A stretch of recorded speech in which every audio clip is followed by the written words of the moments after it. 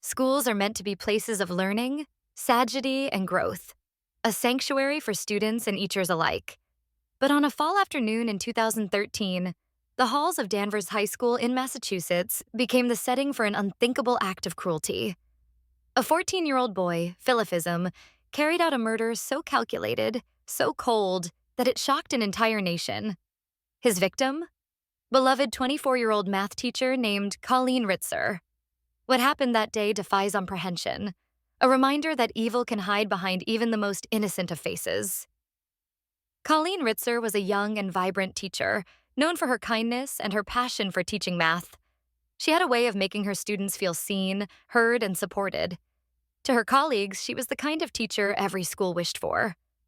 But on October 22, 2013, Colleen's life was brutally stolen in a crime so savage, it left her community reeling.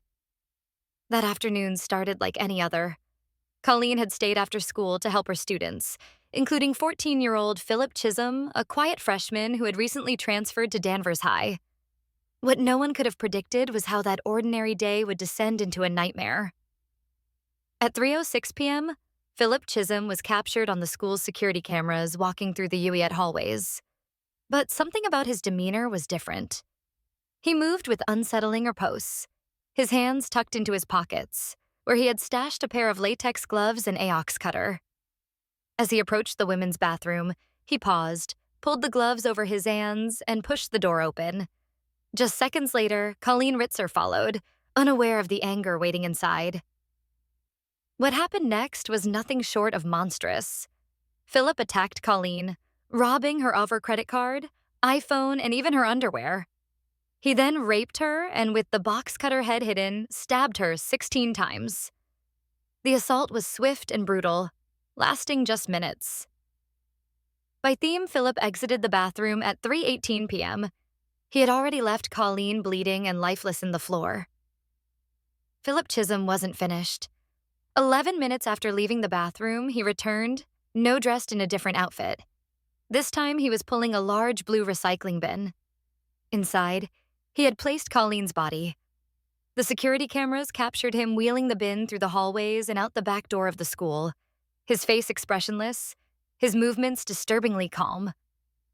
He dragged the bin toward a wooded area behind the school, a secluded spot where he could carry out the rest of his twisted plan.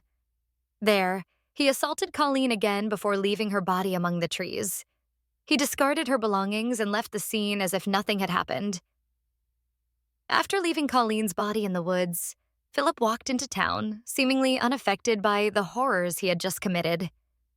Using her credit card, he purchased a ticket to a movie and wandered the streets as if nothing had happened. The blood on his hands and clothes didn't seem to bother him. He made no attempt to wash himself or hide the evidence. It wasn't until the following morning that police apprehended him. Philip was found wandering aimlessly along the highway, still wearing the bloodied clothes from the day before. When officers stopped him, they noticed his hands were stained with blood, Colleen Ritzer's blood. The community of Danvers was shattered. Colleen Ritzer's death left a void that could never be filled, and the details of her murder were almost too horrifying to comprehend. Philip Chisim was charged with first-degree murder, aggravated rape, and robbery. Despite his age, he was treated as an adult, the sheer brutality of his crime leaving no room for leniency. During the trial, prosecutors revealed the full extent of Philip's planning and his lack of remorse. The jury took little time to reach a verdict. On February 26, 2016, Philip Chisim was sentenced to at least 40 years in prison. For many, even that sentence felt inadequate for the devastation he had caused. Colleen Ritzer was more than just a teacher. She was a daughter, a friend, and a source of light for so many. Her murder was a reminder that evil doesn't always look the way we expect. It can hide behind a young face, a quiet demeanor, or even the walls of a school. The Ritzer family has worked tirelessly to honor Colleen's memory, creating scholarships and programs to continue the kindness and compassion she brought to the world. But the pain of her loss will never fully heal. The halls of Danvers High School will always carry the weight of what happened there, a tragedy that should never have unfolded. What drives a young mind to commit such unimaginable violence? Was Philip Chisim's crime the result of deep-seated evil, or something else entirely? Let us know your thoughts in the comments below. Don't forget to like and subscribe for more stories that explore the darkest corners of humanity. Until next time, stay safe.